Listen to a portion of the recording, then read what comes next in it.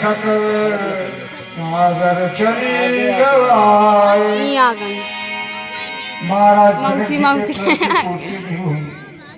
यहाँ तक हुआ देश देशांतर के नेपाल उपस्थित हुए, श्री हत हो गए, कहीं कहीं बना अपने अपने आश्रम में जाकर के बैठ गए, हार गई। ये श्री हत भजे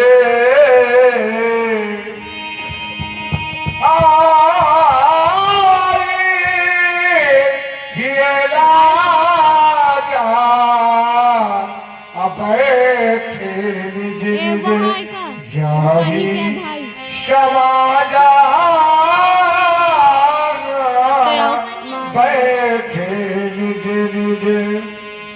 तो उस समय महाराज जनक जी ने देखा नेपाली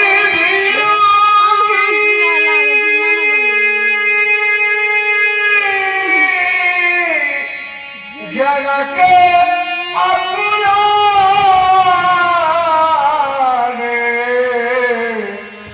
बोले बचन जनुषाने बोले बचन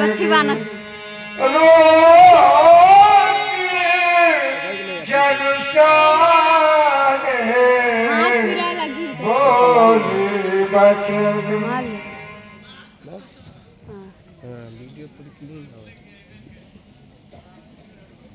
हाथ पूरा लगी तब तो इतना बोले बचन रोज कहा फिट करे है बिटीवा कहीं मड़ाई मनत। जो लोग ये खड़े हुए हैं अगर ये बैठ जाएं बहुत ही अच्छा लगेगा। एक समाज बना के बैठेंगे। भाई सभी लोग बैठ जाए हैं? और बोला भैया थोड़ा आप हमारे पास आए और देखिए आप लोग सुंदर जनक जी की वाणी श्रवण कर रहे हैं। और जो भी भाई बंधु लोग खड़े हुए सभी लोगों से मेरा निवेदन है कि सभी लोग बैठ जाए। साधुवाद धन्यवाद। तो श्रवण करिए सुंदर जनक जी की वाणी। बोले बचन रोज जनुषाने ए मैं आदि बना ली लेकिन कल जब ये नपन बिलो कहेगा तब जनक अपना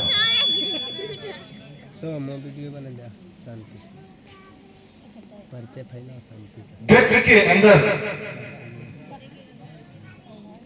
बैठी हुई माताओं और बहनों अपने ध्यान को आकर्षित करने की जरूरत है। अपना ध्यान और अपना मन इन शब्दों पे लगाएं क्योंकि आप पूरी रात परिश्रम करके आप लोग जग रहे हैं। हाँ सही बात है। और जिसलिए आप लोग जग रहे हैं आज वो स्थिति वो समय आ ले बना कोल्हारी दीदी बना। आज स्थिति वो है बैठी हुई माताएं पूर्ण विश्वास है कि आप लोगों के घर में भी बेटियां हों। हमारा सहूर नहीं है। आप लोग भी माताएं बेटी वाली होंगी। आप लोगों के घर में भी बहनें होंगी। ये मुझे पूर्ण विश्वास है कि आपके घर में भी बहनें और बेटियां होंगी। और आज वो समय आज वो स्थिति आ गई है कि आज उस बूढ़े पिता के दरवाजे में बारात आ गई है और वो बारात आज मेरी बेटी के दरवाजे से वापस जा रही है। आज स्थिति वो आ गई है तो वो माताएं उस बेटी को पीड़ा को समझेंगे जो बेटी वाली माताएं बैठी है। उसके शांति का परिचय बनाएं। जिसे नहीं अच्छा लग रहा जो नहीं सुनना चाहता वो चुपचाप उठे और जा सकता। बोले बचन रोज जनुषाने लेकिन कब जब ये नपन बिलो तब जनक का बुलाना। व्यक्ति के अंदर जब क्रोध होता है तो कोई ना कोई कारण अवश्य हुआ करता है। अपने जीवन से घटा करके देखिएगा आपको पूर्ण रूप से विश्वास हो जाएगा। जब आपके मन में कोई गुस्सा या आपके मन में कोई रोष होगा तो उसका कोई ना कोई एक कारण जरूर होगा।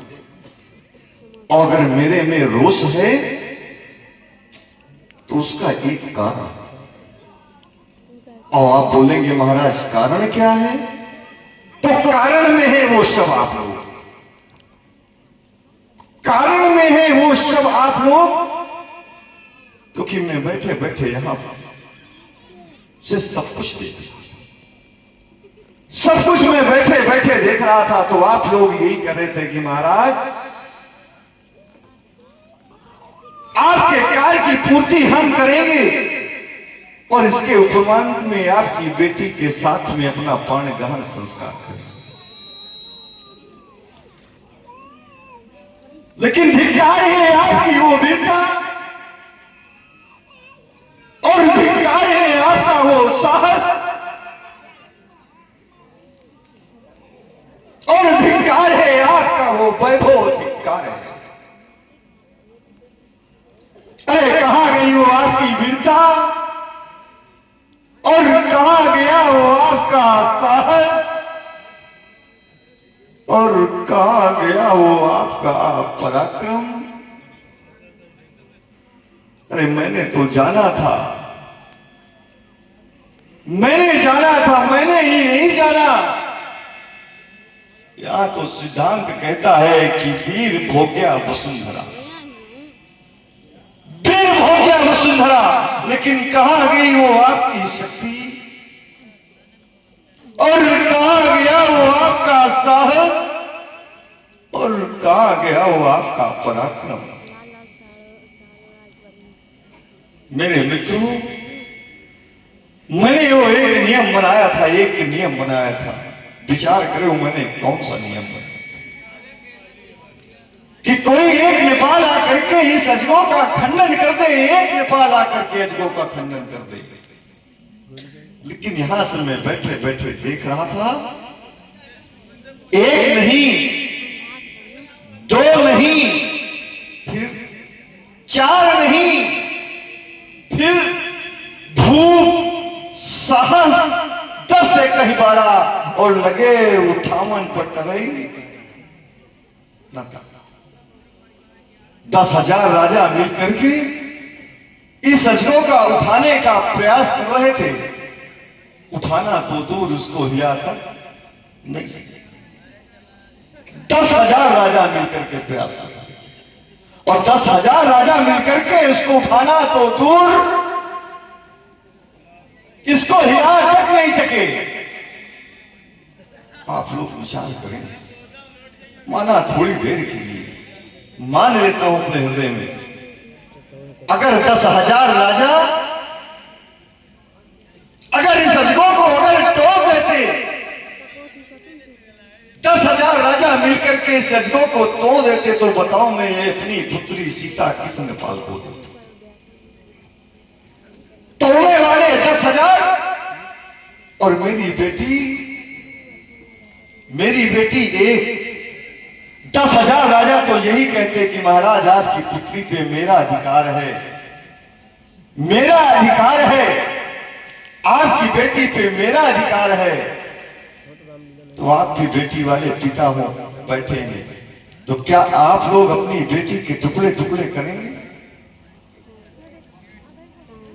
तोड़ने वाले तो 10,000 और 10,000 राजा यही कहेंगे कि महाराज आपकी बेटी पे हमारा अधिकार है। तो बताओ क्या मैं अपनी पुत्री के टुकड़े टुकड़े करूंगा? कौन ऐसा समाज में पिता है जो ये कह सकता है कि मैं अपनी पुत्री के टुकड़े टुकड़े कर सकता हूं? है समाज में कोई ऐसा नेपाल? बेटी कैसी हो, बेटा कैसा हो, वो पिता अपने बच्चों के टुकड़े टुकड़े नहीं कर सकता। तो बताओ मैं अपनी बेटी के टुकड़े टुकड़े कैसे करता? अरे ये मेरी बेटी है, ये मेरी प्राण प्यारी सीता है। अरे किसी मंदिर का प्रसाद नहीं जो मैं इन 10,000 राजाओं को खंड खंड करके वितरित कर दूं। अगर क्रोध का कारण है तो बस एक क्रोध का एक यही कारण है, और कहना चाहता हूं कि आप लोग चले जाएं मेरी मिथिला से, चले जाएं मेरी मिथिला से और परित्याग कर दें मेरी मिथिला का। इतने पर भी मेरी मिथिला का परित्याग नहीं किया तो एक बेटी का पिता वो कितना भी शक्तिशाली क्यों ना हो, बेटी का पिता वो कितना भी बलशाली क्यों ना हो, लेकिन बेटी का पिता वो हमेशा अपने आप को हमेशा वो छोटा ही माना करता था। बेटी का पिता वो हमेशा अपने आप को वो छोटा ही माना करता है।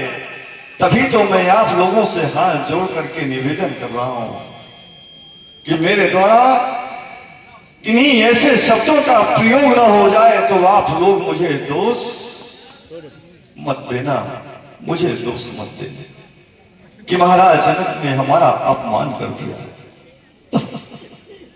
आज एक बेटी का पिता विवश होकर के कुछ कहना चाहता है और कहना पड़ गया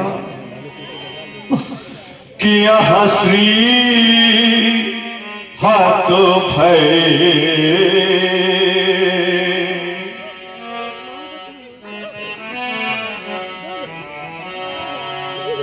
कि यहां स्त्री हाथ भय,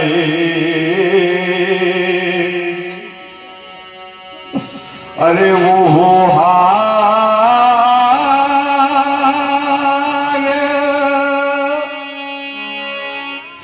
ये राजा,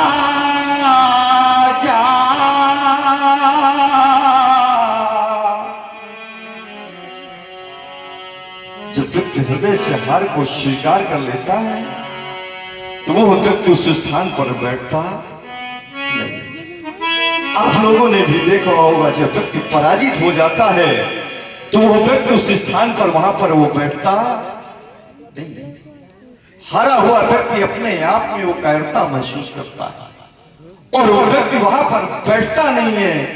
लेकिन यहां मेरे देखने में क्या आ रहा है कि वो हो बैठे निज, कि वो हो बैठे निज, अरे निज जाही ये समाजा,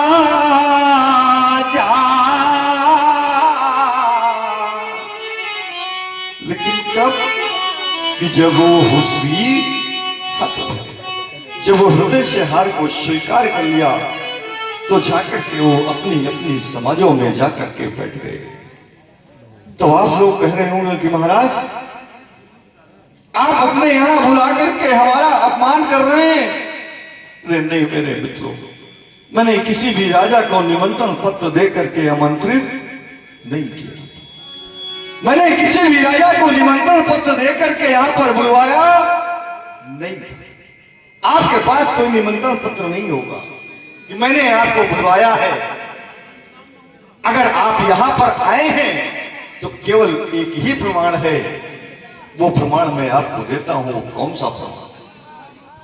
आप उस प्रमाण को बता भी नहीं पाएंगे क्योंकि मैंने आपको बुलवाया नहीं कि यहां आए,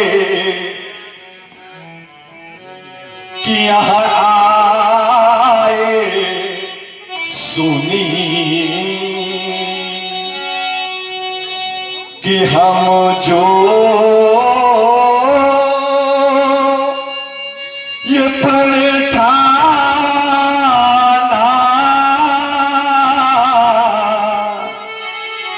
कि यहां आए सुनी,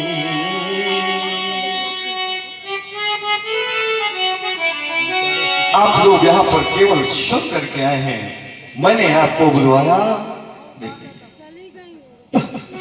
इन बैठी हुई बूढ़ी माताओं से पूछो, अरे ऐसी वो कौन सी जन्मदात्री मां होगी, ऐसी वो कौन सी मां होगी जिस मां ने अपने कोख से बेटी को जन्म ना दिया। ये मैया अपनी बेटी को अपने गोदी में बिठा करके मैया अपनी बेटी से कहा करती है,